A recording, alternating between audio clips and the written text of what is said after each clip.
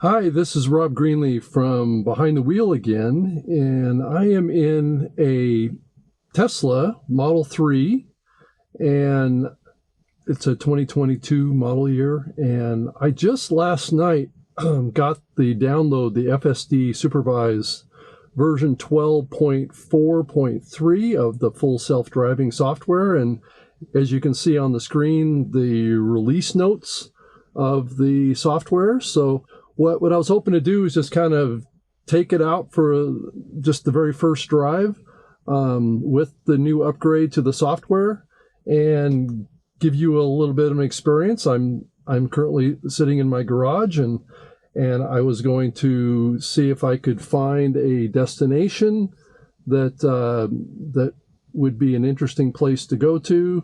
So I was thinking I could go to Costco and see if I could find what the new experience is of the full self-driving software from Tesla. So let's go ahead and see what the car is capable of doing. So I'm going to activate the car and see if it will back out of the garage. I'm not sure if it will or not, but we shall see. I guess it does not back out of the garage quite yet, so I'm going to have to do that manually. So hopefully at some point the software will have the ability to kind of start your trip right from your garage, is what I'm hoping that eventually will be possible. So let's go ahead and back out of the garage and get going on our trip and just find out what the new update to the software is capable of doing. So let me close the garage door and we can kind of proceed. So I'm going to back out to the street. And in the past, I've had to back out all the way out to the street and then activate the drive function. So I'll go ahead and do that. And I would imagine now it'll activate. Okay, I had to actually hit it twice. So I'm not quite sure why it's hesitating. So let's kill it and start over here. Not quite sure what's going on here. Okay, it's deciding what to do here. Well, that was a little bit of a glitch in what my prior experience has been with the prior version. I believe it's the 3.6 version. And it's still a little bit slow and kind of initiating. There's no real cars around. So we're driving down the road here, and hopefully it'll find a path here to take us to Costco all on its own. I'm going to be kind of keeping an eye on the road, and supposedly this version doesn't have what's called kind of the nagging that it has to touch the steering wheel. And I've been typically doing the kind of speed control to activate the steering wheel instead of trying to tug on it, pull the steering wheel around. Sometimes it works, sometimes it doesn't work on that. But I've had I think generally a positive experience with the full self-driving since I've been a subscriber to the software. But there has been prior to this version, and we'll see if this version is any different. But there has been many times when I've had to, disrupt or do an intervention into the software to make a right choice in a particular situation. So I'm not touching the steering wheel, hopefully, on this entire trip, as long as I keep an eye on the road. So we'll see how the car manages this as we go down the road. I know there is a lot of people putting out full self-driving videos like this about their particular experiences with the software, and I think they've been generally pretty positive. I would think mostly, but I have seen and hopefully this version is a little bit different. It didn't actually have a terrific start to get started with here the first time the software works, and maybe there's a little bit of learning that has to go into it to actually make sure that it is fully integrated into the neural processor that this car has in it. So hopefully the light will proceed here quickly. And now this is also an interesting kind of place for the car as well, because off to the left, you'll see a bunch of weeds growing, and you can maybe see it on the screen to some degree, but what it will do is it'll creep up and it will try and peek around the corner. And sometimes it takes quite a bit of time to get into the intersection because frankly it can't see. And that's not necessarily a fault of the car. It's just occasionally that there will be areas where the car will have a difficult time seeing around the corner. And as a human, I have a difficult time seeing around the corner as well at this particular, place to turn. And so it'll be interesting to see how maybe it manages that situation a little bit differently and maybe responds a little quicker. So we shall see how this works out. But I've been a Tesla owner since about mid 2022. I've had terrific experience with my Model 3, but it's had its little glitches. I have to say. I mean, it's not been a perfect vehicle. It's occasionally every other night or something like that, the driver's door will just magically just kind of like pop open all on its own. So, and it's sometimes hard to understand, that's obviously a little glitch in the software that exists. So hopefully this light will change here soon and we'll be able to proceed. But I've had a good time with the Model 3, and I would definitely recommend it to anyone. I've been a long time kind of user of electric vehicles. I had a Nissan Leaf back in 2011, which was really the first mass-produced electric vehicle to ever be manufactured. And that car was much more difficult to drive than this one is. This one is definitely a much better electric vehicle, hands down, maybe like 5,000% better car. So, but I think it's a terrific car, and I'm not quite sure why this light is taking so long to activate.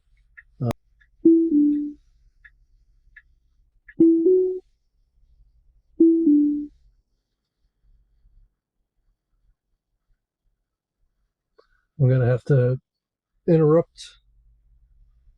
This light seems to be stuck.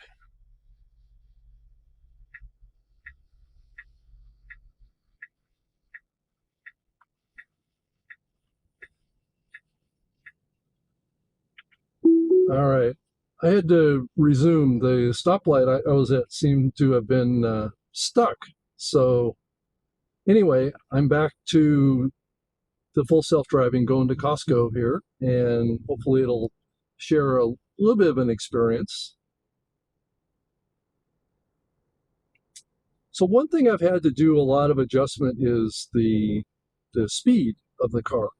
And sometimes, at least in the past, it's made quite a few mistakes around seeing certain signs that show, let's say, like Route 60 or something like that. And it will interpret those as the speed limit being 60 miles an hour.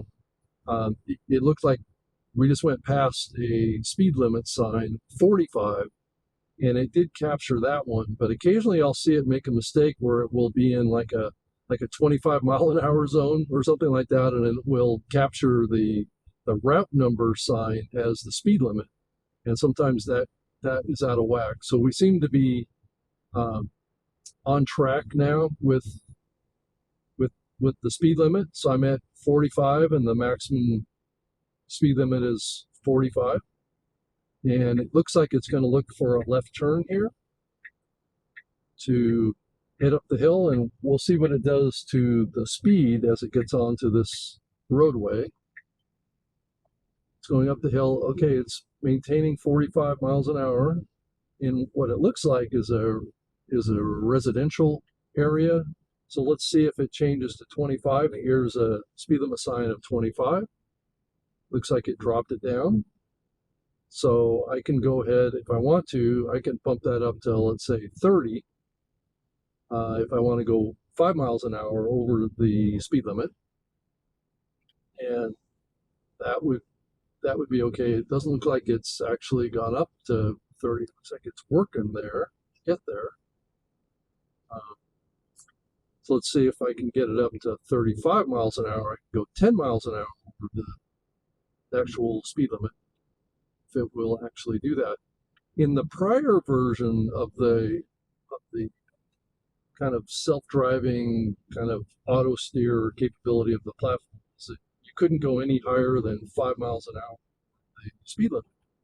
So it appears now you have more control over whether or not you're going to speed in a speed zone.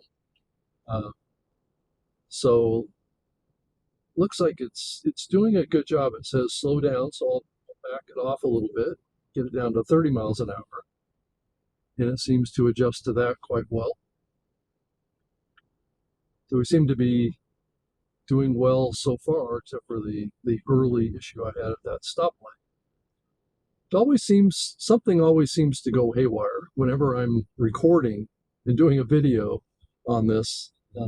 Doesn't always go perfect. Okay, so we just had a little bit of a hiccup there. I'm not quite sure what that was, where it kind of like lost power and then it accelerated again. So let me go ahead and raise the speed up to 35 again and see what that experience. Okay, it's a speed limit of 30 now through here. So conceivably I could go up to 35. Let's see what it does through this. We're going to come up on a stop sign here in a second. Now these are residential roads. These are not wide lanes. They do have oncoming traffic coming on them, and I'm not traveling at a high rate of speed or anything like that. But the shoulder off to the right is pretty close, pretty tight. There's not a lot of overlap that can be had with the steering of the vehicle, so it has to be pretty tight. It does seem to be doing a good job of that. So let's say we're coming up on a speed hump ahead, and let's see if it recognizes it and slows down. And it didn't. I'm not quite sure why it didn't recognize that. Past versions have recognized kind of like speed humps. Didn't recognize it. There was clear signs that came up. So in some ways, I think we've maybe done a little bit of a regression on some of the roadway detection. They didn't actually see it picking up the actual road like speed bump sorts in the car. So that's definitely something that is missing in this new upgrade version that was in the prior versions. So I'm not sure what caused that to happen, but you know, this is a progression, and I think Tesla is going to need to really get a lot more precise about these things if they want to have a robotaxi type of a capability. Okay, so we just had a little bit of a hesitation there. I'm not quite sure what that was. I do have a car right behind me. There was another little hesitation. I'm not quite sure where that's coming from. I don't know if it's detecting shadows or something like that, or what it might be doing. But let's see how it's progressing here. I haven't seen too many little faux pas yet, but there has definitely been a little bit of a regression on the speed humps type of situation where it used to detect those on the screen and it would slow down. This particular version so far has not shown that it will actually slow down for a speed hump. So you have to really kind of keep an eye on that if you're using the 4.3 version. So, you know, you kind of have to give it a shot, right? You have to let it go to find out if it's going to respond, and sometimes you can't react fast enough to slow it down. Some of the speed humps can be pretty big, so that could be a little bit of a factor in it. If the speed hump is not as big, maybe it doesn't pick it up, which may be the case here. So it's about a 20-minute drive to get to Costco. So looks like we're at about 18 minutes, and we had a little bit of a slow start. So it looks like people went. It looks like it's trying to take a free right. We'll see if it manages this. It's at a red light, and it seems to be hesitating a little bit. Go, stop, go, stop, go. Okay, now it's going on a green light. So it didn't take the actual free right turn that it had the ability to do. So we're coming up on another intersection where it's going to need to turn left. And we'll see if it just to let you know too, I'm out in Connecticut. I'm kind of north of New Haven, up in the area in Connecticut. Not that it makes a big difference, but I don't believe that there's a lot of Tesla vehicles up in this part of the state. I don't typically see a lot of Tesla cars out here.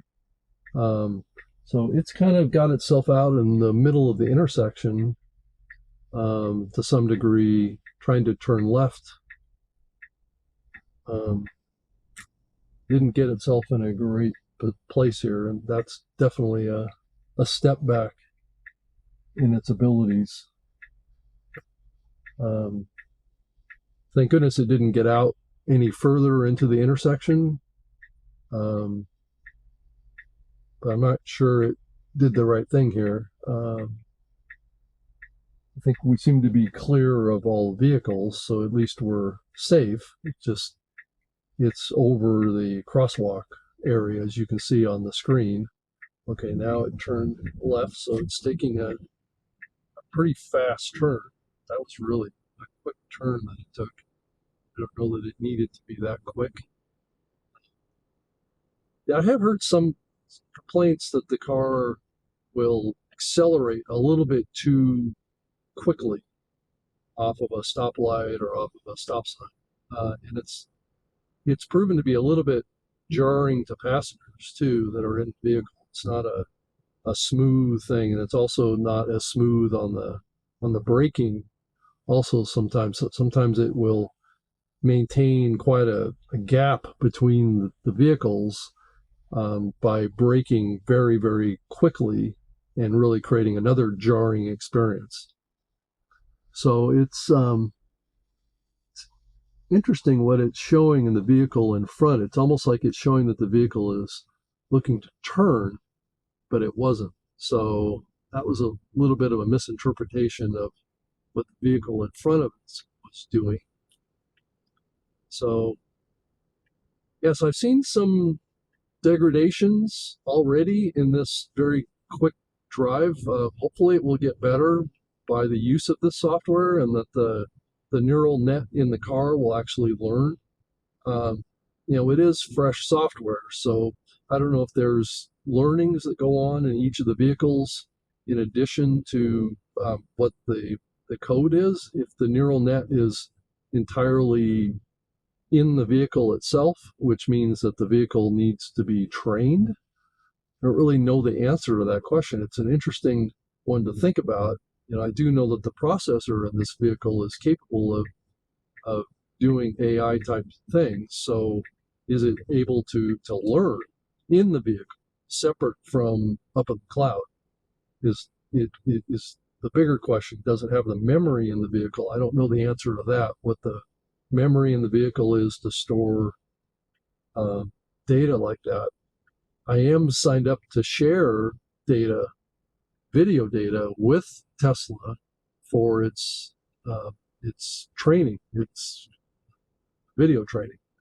So you can see this is a 30-mile-an-hour zone, and it was going right at 30, and I can up it to 35. And we're not too far out from Costco here. We're getting close.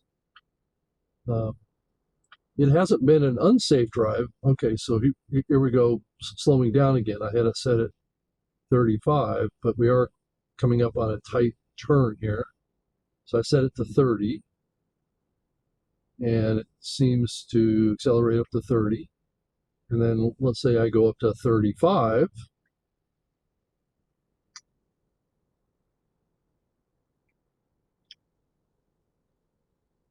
So we're about, looks like about 2.2 miles away from Costco. So this Costco is up in the Waterbury area of, oh, it says I needed to pay attention. So I was looking down at my mobile app on my phone, and it detected that I was, because the phone had fallen over. That actually is the controlling of the video camera that's going on. It's a mobile app. So the camera detected that I wasn't paying attention to the road, and it threw up a little, please pay attention to the road, because I haven't had to touch the steering wheel at all this trip. So, which has been great. So here, let me raise it up to 40 because I have cars backing up behind me.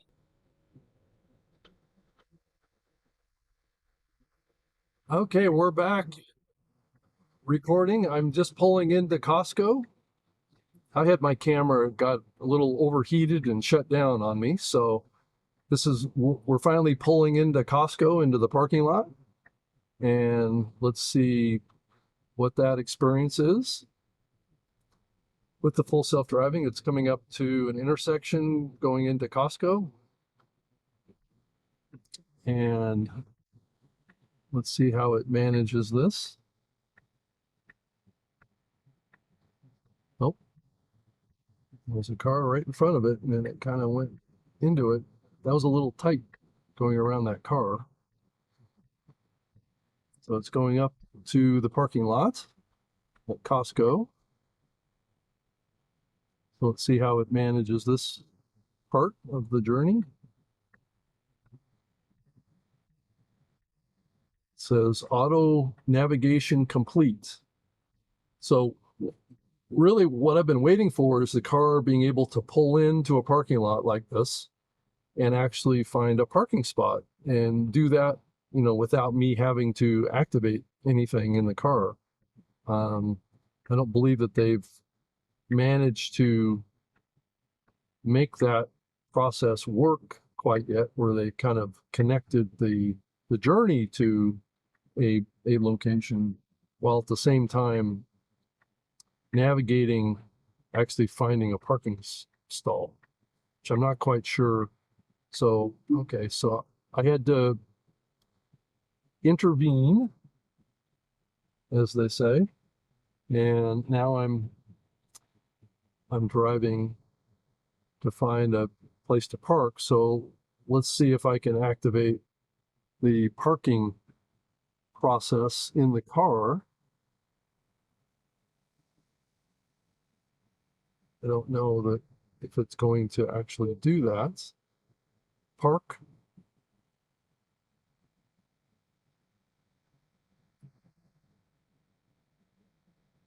Let's see. Not going to a park. Let's see if it will find a place to park. Supposedly I have that software activated in the car. Maybe I just don't know how to use it. Okay, here's a place to park right there. Let's start. Let's auto park.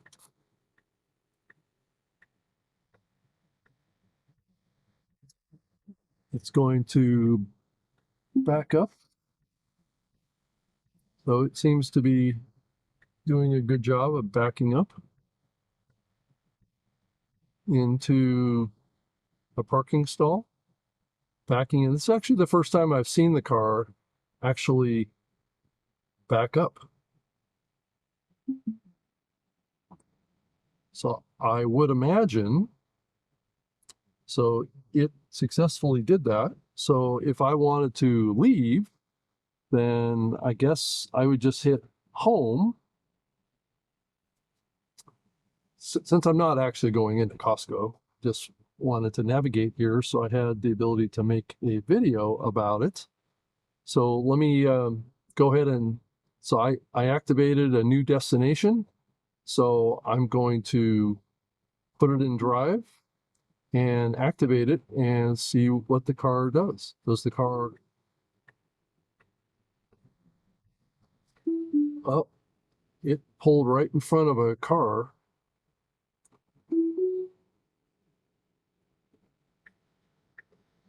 Well, that was not a smooth move, where it pulled out and didn't even see an oncoming vehicle. I had to intervene in that experience. It should have seen the vehicle since it was right in front of the car. So it looks like we have a pedestrian on the left that's doing something. So we still have some bugs. We still, I'm not quite sure, I think we're getting there, but there's still some mistakes that I'm not sure that I would trust a robo-taxi to navigate safely. That could have been a situation back there where the Tesla would have gotten into an accident. So let's see. It's navigating, exiting the parking lot. So it has a stop sign in front of it, and it's crooked. So let's see if it gets itself straightened out here a little bit.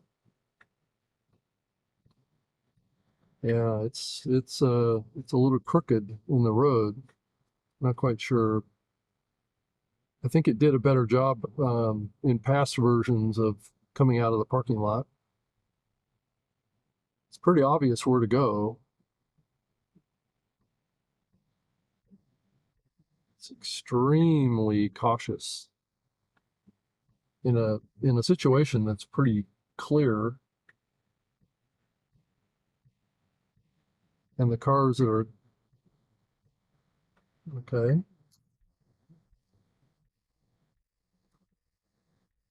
So here we are leaving the intersection.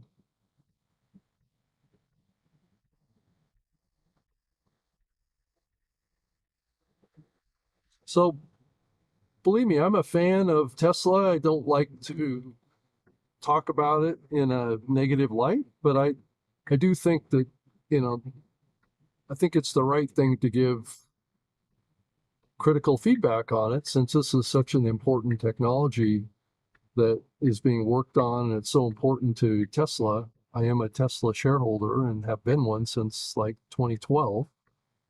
So I've been really following the company very closely, and I have to say I'm a little bit disappointed in the software to some degree at this point, that we're not a little further along, given the Robotaxi event coming up in just a few weeks. So I'm sure there are other versions that are coming in their their versioning. That was another kind of overly accelerating experience with the car. That'll be jarring for any kind of a robo-taxi passenger to have that kind of acceleration. I mean, these cars are like rocket ships already, but I'm not sure the car needs to, in normal driving situations, needs to fully take advantage of that fast acceleration. I know that's probably coming from its video training data that it has. So that may be where all that's coming from. Just to let you know too, I'm actually recording this in an Insta360 video camera that's actually only using one of the two lenses that the camera has. So that really accounts for kind of this kind of wide angle, it's a 180-degree view of the driving of the vehicle. I'm not using the 360-degree view capability of this camera, just because it's not really necessary for this kind of a experience to have that.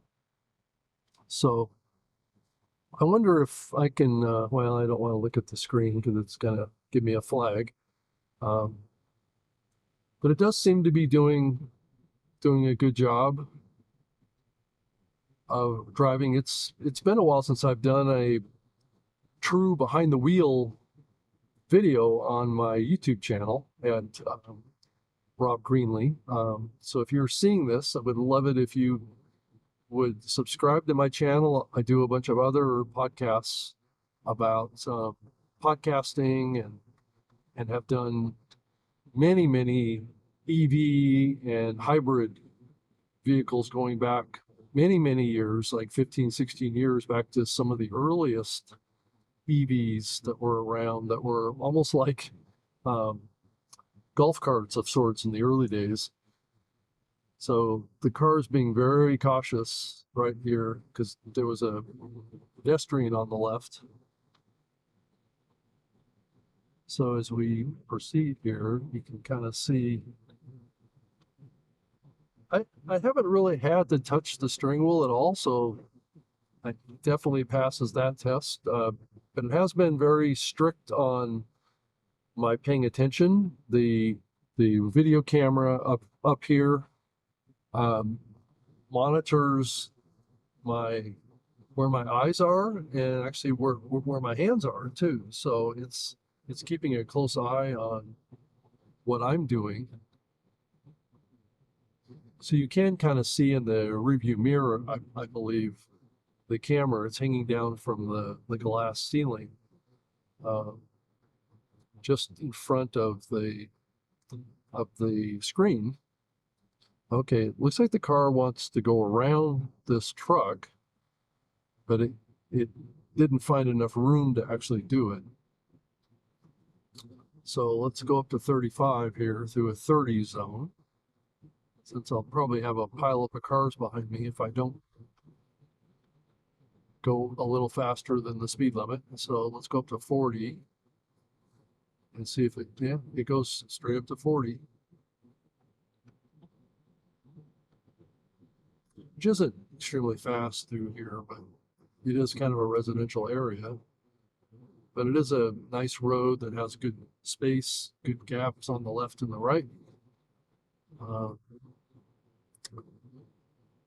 So we'll see what the next version of the full self-driving FSD, this is 12.4.3, which is the latest update. I just got it last night, and this is July 11th. So I know that there's been, it just braked for some reason. I think it was because it was an intersection. Not quite sure why it did, because there were no vehicles at the intersection.